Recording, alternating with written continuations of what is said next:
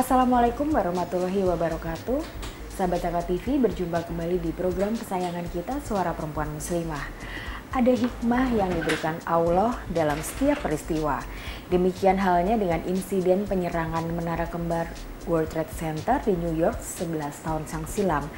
Meski ketika itu Islam menjadi sorotan karena dianggap sebagai agama pelaku teror, pemeluk Islam di negara Paman Sam ini justru mengalami pertumbuhan yang cukup signifikan.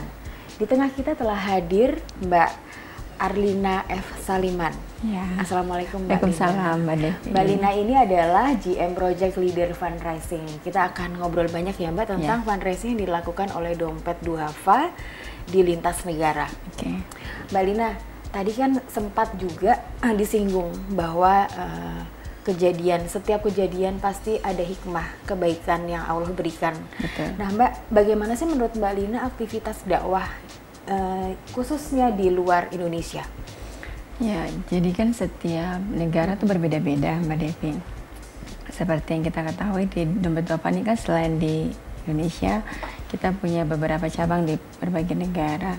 Ada di Hong Kong, kemudian di Australia dan di Jepang. Nah, tipikal untuk masing-masing negara itu memang berbeda-beda dan kekhasan masing-masing ya. Misalnya seperti di Hong Kong itu permasalahan paling banyak masih dengan buruh migran. Karena di sana paling besar jumlahnya dan kebanyakan dari Indonesia. Dan di sana memang kita nanganin buruh migran. Apakah ada persoalan selain buruh migran? Ada, tapi nggak terlalu besar jumlahnya karena mereka mendominasi untuk sektor real.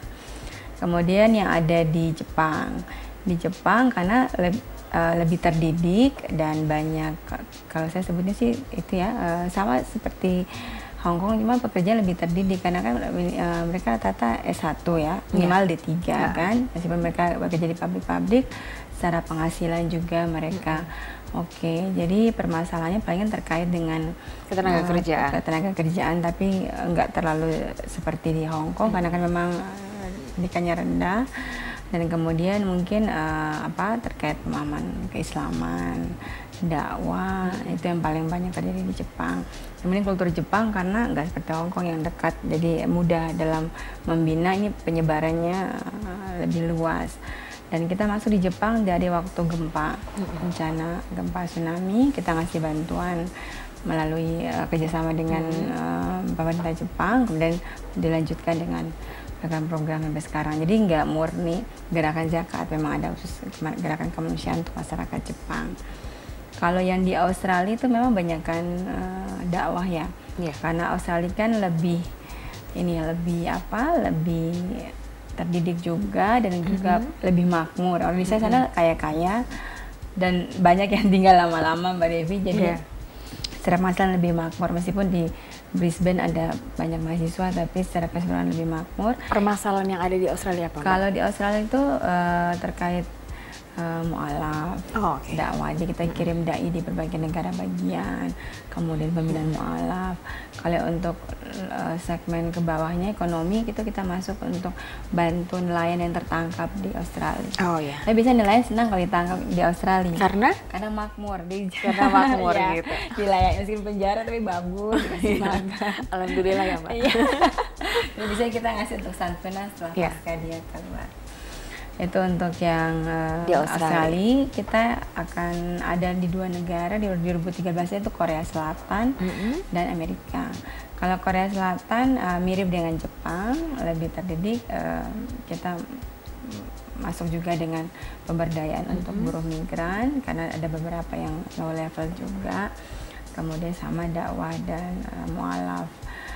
Kemudian untuk Amerika, Amerika ini kita baru merintis Mbak Devi. Jadi kemarin kita turun dengan program pasca bencana bantuan untuk Badai Sandy. Yang diteruskan dengan pemberian bantuan dan santunan untuk homeless di Amerika. Jadi berarti kalau di Amerika ini mulainya dari tahun kemarin ya Mbak? Ya, tepatnya pada saat Badai Sandy menerjang Amerika. Mbak Lina, kalau yang di Amerika tadi itu apa yang sedang dibangun? Ya, jadi di Amerika ini kan kita baru masuk nih di akhir tahun 2012 ya tadi setelah Badai Sandy. Nah, begitu melihat di Amerika dengan kondisi jumlah mu'alaf sekarang 9 juta lebih dan kemudian kondisi dakwah seperti itu, dompet duafa ingin mewarnai Amerika dengan kalau kita sebutnya gerakan zakat ya, karena zakat salah satu ajaran diajarkan oleh agama Islam yang juga nggak hanya secara individu tapi juga secara sosial kemasyarakatan mempengaruhi tatanan hidup di sana, dan menurut kita itu pas buat di Amerika. Nah, tapi yang menjadi permasalahan di Amerika adalah begitu pasca tragedi 9/11 itu jumlah mualafnya banyak, tidak seiring dengan jumlah kondisi dakwah di sana. Jadi dai-nya tidak terlalu banyak, kemudian fasilitas agamanya sedikit, ada tapi belum terlalu banyak dibanding dengan peningkatan jumlah mualaf. Dan ini amat berpengaruh dengan pendidikan generasi penerus nanti di masa akan datang, karena bagaimana orang tuanya mau mengajarin soal Islam. Sementara ada keterbatasan. Dari Ustaz Samsi juga cerita bahwa kayak pendidikan agama aja, di sana sekolah agama tuh di New York cuma satu, di DC satu, di negara-negara lain tuh hampir gak ada. Jadi kalau mau masukin anak ke sekolah agama itu antri kan, daftar antri dan diterima kan masih terbatas. Sementara kita tahu sendiri suasana di Amerika seperti apa kan dengan era globalisasi. Nah, berarti sekarang menambahkan Islamic Center-nya ya, Mbak? Ya, jadi dompet duafa pengen mewarnai ya. Jadi di sana memang udah ada Islamic Center ya. Awalnya ada di mana posisinya? Di New York, memang ada di New York. Dan Ustaz Samsi adalah yang perwakilan dompet duafa Amerika adalah salah satu imam besar di New York. Memang beliau di situ. Gitu, dan alhamdulillah sekarang sudah paling tidak bisa kita ini lebih mewarnainya dakwah di sana, dan karena kita lihat kondisi di lapangan seperti itu, dengan satu Islamic Center bagi kita mungkin tidak cukup kalau kita ingin mewarnai, karena di sana juga Islam terkotak-kotak terkotak-kotak karena terkait pemahaman ya. Jadi banyak mualaf itu yang ada yang tidak melaksanakan ajaran Islam dengan baik, mungkin terkait pemahaman. Kemudian mereka belum tahu, betul. Kemudian pasti ada rasa kesukuan kenegaraan gitu kan. Nah, dengan tempat yang terbatas, dengan jumlah yang banyak, pasti Islamic Center kan tidak bisa menampung semua hal. Sehingga dompet duafa melihat ini adalah lahan dakwah untuk kita juga menampilkan Islam secara rahmatan alamin yang bisa diterima di semua kalangan. Nah, Mbak, itu sendiri posisinya dari yang Islamic Center yang sudah ada dengan yang baru berjauhan begitu? Berjauhan. Kita pengen berjauhan biar nanti tapi keduanya ada di New York. Ya. Nanti kita dompet duafa akan melakukan survei di beberapa titik, karena kita pengen tuh kehadiran Islamic Center di situ kan bisa mewarnai dan juga bisa bermanfaat ya. Jadi kalau terlalu jauh dengan komunitas kan akan menyulitkan secara, dan nanti bisa tidak maksimal apa yang diharapkan. Betul. Nah, Mbak, kalau untuk Islamic Center-nya sendiri yang baru itu prosesnya sudah sampai mana? Ya, jadi kan dompet duafa sekarang ini dalam tahap mengurus perizinan dan melihat tempat, karena kan seperti di negara-negara yang lain itu kan perlu waktu ya, apalagi terkait properti dan pihak ketiga. Nah, sehingga kita kemarin dikasih beberapa alternatif tempat, baik yang di New York City langsung maupun di New Yorknya, dan beberapa titik nanti kita lihat mana yang pas sesuai dengan komunitas. Dan juga harapan kita begitu nanti ada itu bisa dimanfaatkan segera oleh masyarakat di sana. Insya Allah ya, Mbak, pembangunan bisa tetap lancar. Mbak Lina, kita masih ingin tahu lebih banyak lagi ada apa di sana dan bagaimana proses fundraisingnya dijalankan. Sahabat Zakat TV, mau tidak mau kita harus akui bahwa saat ini Amerika masih menjadi negara adidaya ya, Mbak, dan pusat ekonomi dunia. Jadi sekecil apapun usaha yang kita lakukan di sana pastinya akan insya Allah berpengaruh dan signifikan bagi dunia. Begitu, sesaat lagi kita lanjutkan perbincangan menarik kita dengan Mbak Arlina F. Saliman di Suara Perempuan Muslimah.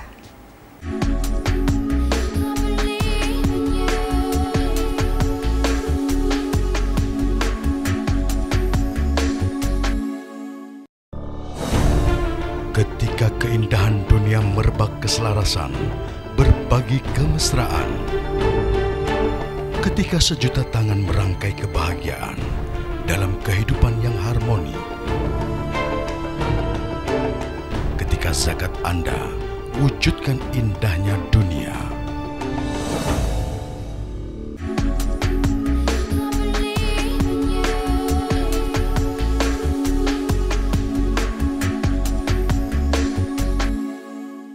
Sahabat Zakat TV, kita lanjutkan perbincangan kita dengan Mbak Arlina F. Saliman. Mbak Lina, tadi yang menarik bahwa ternyata Dompet Duafa ini sudah melakukan usaha dakwahnya itu di lintas negara. Setiap negara punya spesifikasi. Yeah. Kalau kita lihat di terakhir ini adalah prosesnya yang sedang dilakukan di Amerika, Mbak. Kesannya kayaknya Amerika itu sulit sekali untuk ditembus, tapi ternyata Dompet Duafa alhamdulillah bisa melakukan itu di Amerika. Ada satu kemudahan apa yang dirasakan oleh Dompet Duafa di sana, Mbak? Ya, dari kita waktu diundang ke Amerika itu, kita lihat memang saya kan negara maju ya, jadi masyarakatnya kan lebih terbuka dan lebih welcome. Dan kemudian dari sisi properti, di sana itu memang properti lagi turun tajam sejak waktu mereka terkait masalah dengan banknya, kredit masyarakat, sehingga harga properti melorot tajam. Nah, sehingga ini bisa membuka peluang, salah satu peluang Dompet Duafa untuk membangun Islamic Center dengan properti yang ada. Dan memang di sana kalau secara izin itu membeli properti yang ada itu lebih gampang dibanding membangun baru. Jadi di Dompet Duafa sendiri sudah membeli ya, Mbak ya? Dalam proses. Jadi nanti ini akan menjadi milik Dompet Duafa. Ya, milik masyarakat. Ya, kalau di di negara lain itu memang sudah menjadi milik masyarakat juga atau bagaimana? Ya, jadi kalau di negara-negara lain kita memang kan tidak bikin properti khusus ya, seperti kalau di Hong Kong kan memang kita punya berbagai shelter, tapi kerjasama dengan masyarakat, jadi memanfaatkan yang ada. Kemudian di Australia juga seperti itu, dan di Australia sekarang lagi mereka pengen bangun masjid juga untuk di Australia untuk memudahkan dakwah segala macam. Rencananya itu kalau nggak salah tuh, kalau nggak di Sydney, di Melbourne juga, jadi untuk pusat peradaban lah. Nah, di Amerika juga kita pengen seperti itu, dengan adanya harga properti merosot itu membuka peluang, nggak hanya buat Dompet Duafa, bagi dakwah secara keseluruhan. Jadi bagi masyarakat yang ingin membuka lahan dakwah di sana itu pasti sangat dimungkinkan di Amerika. Alhamdulillah ya, Mbak. Ya, betul. Jadi ternyata di negara Amerika yang kesannya kayaknya sulit sekali, ternyata mendapat kemudahan di sana. Sulit yang kedua nanti proses perizinan. Ya, insya Allah nanti bisa lebih lancar lagi. Iya, betul. Mbak, kalau gitu konsep pembangunannya seperti apa? Ya, jadi karena terkait kita memberi properti yang sudah ada, jadi kita pasti menyesuaikan ya. Karena kan biasanya kalau saya lihat di beberapa model tempat ibadah, memang variasi ornamennya nggak seperti Indonesia ya. Ya memang kelihatan banget bentuk masjidnya. Di sana mungkin terkait peraturan, kemudian menghormati agama lain. Jadi tidak terlalu banyak ornamen, baik di interior, di dalam maupun di luar. Pasti kita sesuaikan dengan kebutuhan negara setempat. Kemudian ini juga Mbak Devi, kita karena sekarang lagi dalam proses itu, kita juga menggandeng berbagai lapisan masyarakat yang mau turut serta berpartisipasi dalam program kita di Amerika.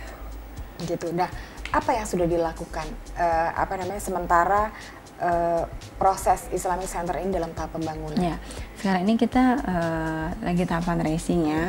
Kalau program di Amerika sendiri begitu pasca Badai Sandi selesai, kita punya berbagai program buat homeless ya. Di sana banyak homelessnya, Mbak Feb. Jadi nggak hanya kita lihat di film-film yang bawa makmur segala macam, tapi ternyata banyak banget homelessnya, baik yang muslim maupun non muslim. Jadi kita punya program untuk bantuan buat homeless. Jadi programnya sudah berjalan dan program dakwah juga sudah jalan. Nah, tapi di Indonesia sendiri memang waktu terkait program Amerika ada pro kontra, Mbak Devi. Kira-kira Dompet Duafa menyalurkan nggak uang yang dari sini ke sana. Jadi kita tidak menggunakan uang reguler yang ada, tapi kita membuka kesempatan, membuka peluang bagi masyarakat yang berpartisipasi untuk program Amerika.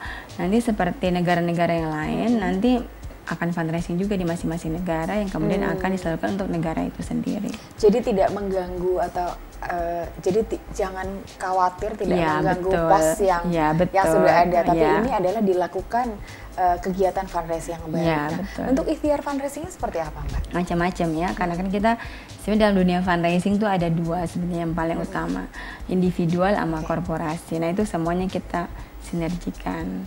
Jadi mereka yang mau menyumbang secara kelembagaan bisa, secara individual juga bisa. Gitu. Nah, Mbak, sekarang di situ kan juga ada juga mahasiswa-mahasiswa Ya, ada. yang di Amerika. dibina begitu oleh Dompet Duafa? Ya, rencananya ke depan kita memang pengen Islamic Center ini seperti zaman Rasulullah ya. Jadi memang pusat peradaban ya. Jadi bukan seperti fungsi masjid yang seperti sekarang ini, seperti cuma sekedar tempat sholat. Tapi nggak hanya sekedar tempat sholat, tapi di situ juga bisa ruang seminar, tempat pertemuan, bisa juga sekolah. Jadi yang benar-benar multifungsi dan pusat peradaban jadi dunia. Yang namanya pusat pengkajian Islam, ya, Islamic betul. Center itu berfungsi sebagaimana mestinya. Betul, nah, betul. Islamic Center yang sudah ada, meskipun yang sekarang lagi proses untuk ditambahkan lagi ya. Yang sudah ada tuh memang sudah berfungsi seperti itu, Mbak Lina? Sudah berfungsi seperti itu dan ada kegiatan rutinnya. Ya, ada kegiatan rutinnya. Ada Ustaz Samsi juga salah satu pengurus di sana. Mereka juga punya kelas untuk Muslim for non Muslim, karena kan orang ingin tahu tentang Islam semakin tinggi. Jadi kan pengen tahu, pengen nanya apa sih Islam, karena kan di bayangan dunia barat itu kan Islam identik dengan teroris ya. Iya. Begitu ada bom orang Islam, begitu ada bom orang Selalu Islam. itu yang disalahkan. Ya betul, karena mereka mengaitkan antara ajaran dengan individualnya. Iya. Padahal kan individu nggak semuanya baik dan tidak semuanya menyerap ajaran dengan baik. Nah, sehingga di Islamic Center itu membuka ruang untuk dialog. Dialog lintas agama. Ya, gitu. betul. Nah, antusiasmenya bagaimana, Mbak? Di sana ini antusiasme sangat tinggi ya, apalagi pasca WTC itu jumlah mualafnya banyak, orang bertanya tentang Islam juga banyak. Oke. Nah, Mbak, bicara soal fundraising kan ada proses, Ya, betul. pendekatan, himbauan, itu yang dilakukan apa dan bagaimana, Mbak?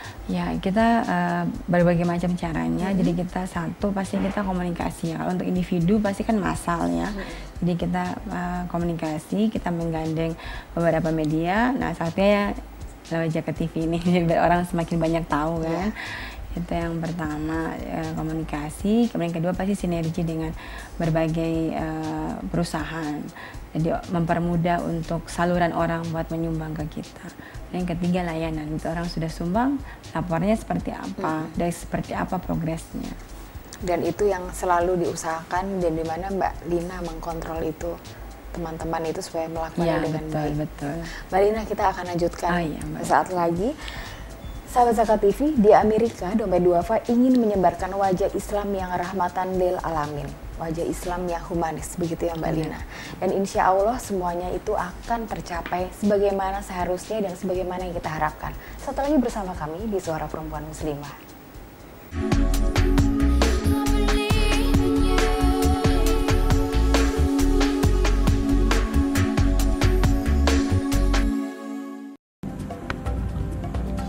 Semangat kemenangan harus berasal dari sportivitas yang datang dari hati. Saya Bawang Pamungkas, saya zakat di Dompet Duafa. Keluarga adalah sumber inspirasi saya. Kehangatannya datang dari hati. Saya Inneke Koesherawati, saya zakat Dompet Duafa. Berbagi memudahkan rezeki, karena datang dari hati. Saya Ipo Santosa, zakat di Dompet Duafa. Dompet Duafa.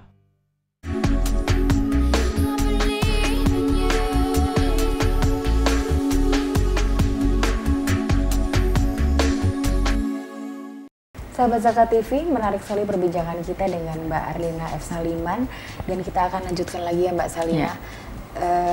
Saat ini tentang fundraising. Fundraising itu kan tidak identik dengan uang, tapi dia kalau kita lihat substansinya itu mencakup 3, motivasi, ada metodenya, ada program-programnya. Nah, Dede sendiri dengan 3 substansi ini apa yang dilakukan, Mbak?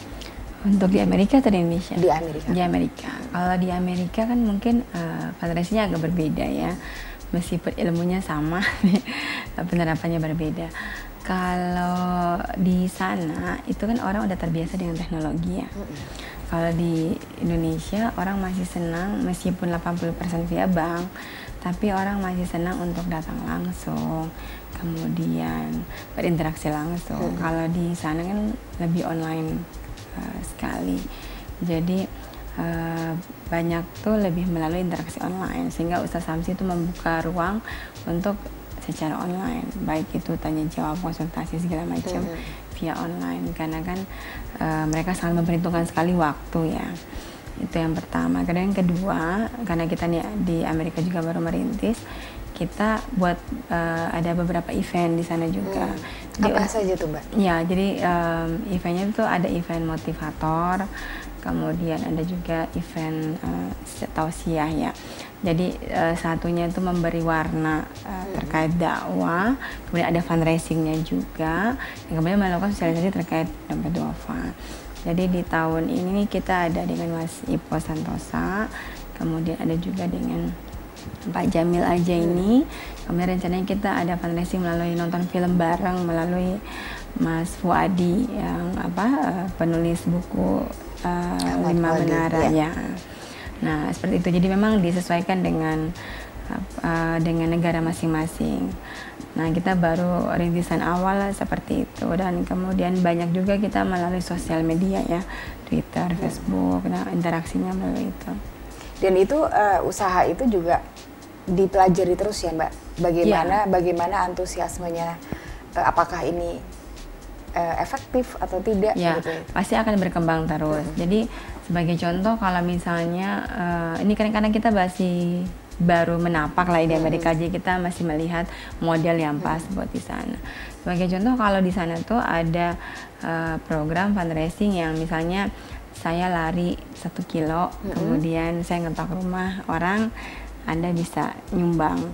Atau ada hari-hari tertentu, misalnya di sana Halloween ya, atau ada kita bisa bikin hari apa, pendidikan atau apa, dan mereka bisa jual permen atau kue ke rumah tetangganya, Anda kasih $5 buat nyumbang. Nah, dan itu sudah dilakukan oleh Dompet Duafa? Kalau saat ini kita belum, cuma kita melihat bahwa fundraising di sana seperti itu. Berbeda di Indonesia, kulturnya beda. Kita ketok sebelum rupa juga belum tentu mau. Belum tentu mau ya gitu. Nah, tapi kan memang di sana itu selain muzakinya juga bervariasi, ada orang Amerika asli dan ada orang Indonesia, kita harus pilih cara yang pas. Jadi memang yang kita baru rintis memang banyak kan sih lewat online dan kemudian model event. Nah, model cara-cara fundraising lain nanti mungkin berkembang ya, karena mungkin cocok di satu komunitas, beda dengan komunitas yang lain. Ini kita masih terus mempelajari itu ya, nanti kita terapkannya berbeda-beda untuk masing-masing komunitas. Tapi kalau dilihat dari jumlah mualafnya, sekarang berapa Mbak? 9,963 juta jiwa. Mualafnya? Ya. Gitu. Dibandingkan yang kira-kira kalau sebelum tragedi WTC itu kurang lebih 200 ribuan. 200.000, jadi itu angkanya kan tinggi sekali. Ya, jadi kalau kita lihat dengan bertambahnya jumlah mualaf, insya Allah kan program-program tadi dan segala kemungkinan yang ada di Amerika itu bisa dilakukan. Ya, insya Allah menurut saya insya Allah bisa dilakukan ya, dan terus berkembang ya, karena dengan jumlah mualaf yang tinggi dan keterbatasan dalam bidang dakwah kan pasti akan menciptakan gap ya. Apalagi ternyata Dompet Duafa juga punya program tadi diskusi lintas agama. Ya, betul. Itu kan semakin mengerti bahwa pemahaman Islamnya bagaimana. Iya, betul. Zakatnya juga seperti apa gitu ya, Mbak. Kayak kemarin tuh Ustaz Samsi pernah cerita, misalnya ada, dan di sana yang mu'alaf itu bukan hanya orang pekerja maupun orang yang sudah dewasa, ada anak umur 15 tahun, 16 tahun. Karena di Amerika kan kebebasan itu kan kebebasan individu ya, termasuk hak asasi manusia. Nah, dan itu membuka ruang untuk dibina. Karena kan kalau enggak mereka kan pasti ada gaya muda ya, tarik menarik dengan usia muda, itu kan harus dibina terkait kemampuan Islam dan dakwah. Dan pastinya pertanyaan-pertanyaan dilontarkan mereka pun jauh lebih kritis dibandingkan di Indonesia pasti sendiri. Dan hebatnya mereka pertama kali tertarik dengan Islam, mereka baca di internet. Meskipun yang dia ambil yang negatif ya, kali mereka simpang siur tentang negatif. Tapi begitu mereka berkeinginan untuk cari tahu, dia datang ke Islamic Center dan nyari Ustaz Samsi, dan kemudian mereka nanya. Nah, itu biasanya butuh proses untuk dia dialog kan, untuk memecah terkait biasanya pada awalnya pasti ketuhanan, tauhid itu dulu. Meskipun awalnya berantem dulu ya, Mbak? Ya pasti, karena kan nggak bisa terima kan. Iya, betul-betul. Nah Mbak, sekarang bicara soal zakat gitu ya, kalau tadi konsepnya ternyata itu lebih mudah sepertinya ya kalau kita pelajari, karena di negara Paman Sam ini banyak sekali cara-cara gitu ya pendekatannya lebih akrab gitu dibandingkan di negara sendiri. Nah, sekarang yang diterapkan oleh Dede dalam sosialisasinya itu apa yang sekarang sedang dikembangkan? Ya, kalau sekarang ini kan yang paling dasar dulu terkait zakat penghasilan ya. Karena di sana dari pertemuan diaspora Indonesia, kita pernah diundang oleh Duafa Indonesia, dari pengamatan secara sekilas itu banyak orang-orang kaya Indonesia maupun orang, karena itu pertemuan Indonesia ya, orang kaya Indonesia yang sudah bertahun-tahun di Amerika dan mereka mempunyai peluang untuk membayar zakat, apalagi zakat penghasilan. Begitu juga dengan orang kaya, orang Amerika asli kan, berarti punya ruang untuk zakat penghasilan. Tapi kembali lagi pemahaman tentang zakat penghasilan itu yang belum ada. Nah, sama seperti Indonesia, butuh sosialisasi, butuh penjelasan. Jadi baik melalui tadi saya bilang media sosial, melalui online, karena kan media di sana pasti berbeda. Kita nggak mungkin masuk dengan dakwah seleluasa di sini. Jadi memang yang efektif adalah melalui sosial media, blog-blog komunitas maupun web yang ada di sana, itu untuk mempermudah mereka soal informasi itu. Karena bagaimana dia mau bayar kalau pemahamannya belum bisa seperti itu. Dan di sana menurut saya banyak ruangnya. Karena kan kalau untuk wakaf sendiri kan kita kebangunan, tapi zakat itu sendiri kan untuk program-program sustain nanti ke depan. Gitu yang berkelanjutan ya, Mbak. Betul. Nah, terakhir nih Mbak, apa sih harapan ke depan dengan adanya program ini? Ya, kita Dompet Duafa inginnya lebih bermanfaat ya bagi masyarakat dunia, tidak hanya di Indonesia tapi di dunia. Karena sebenarnya Amerika adalah salah satu negara daya mempengaruhi dunia secara keseluruhan. Dengan kehadiran kita memberi warna, harapan kita bisa merupakan salah satu perubahan. Dengan mereka mengenal Islam lebih baik, dengan Islam rahmatan lil alamin, itu mengubah cara pandang mereka terhadap Islam. Itu dulu harapan kita ke depannya. Dan seperti diajarkan juga oleh Rasulullah, seperti kaum Ansor dan Muhajirin ya, persaudaraan itu kan tanpa sekat, tanpa batas, bahwa dimanapun, di negara manapun, sesama orang Muslim adalah bersaudara. Dan yang belajar tidak hanya mereka, tapi juga kita ya Mbak. Gitu. Terima kasih sudah berbagi. Sahabat Zakat TV, doa dan harapan kita semua, semoga ikhtiar meretas dakwah melintas batas ini dimudahkan oleh Allah Subhanahu wa Ta'ala, dan dengan segala jeripayah dan partisipasi para sahabat Zakat TV, insya Allah dicatat sebagai amal jariah yang diridhoi Allah. Sampai berjumpa kembali di episode mendatang dengan tamu inspiratif lainnya di Suara Perempuan Muslimah. Wassalamualaikum warahmatullahi wabarakatuh. Terima kasih ya Mbak.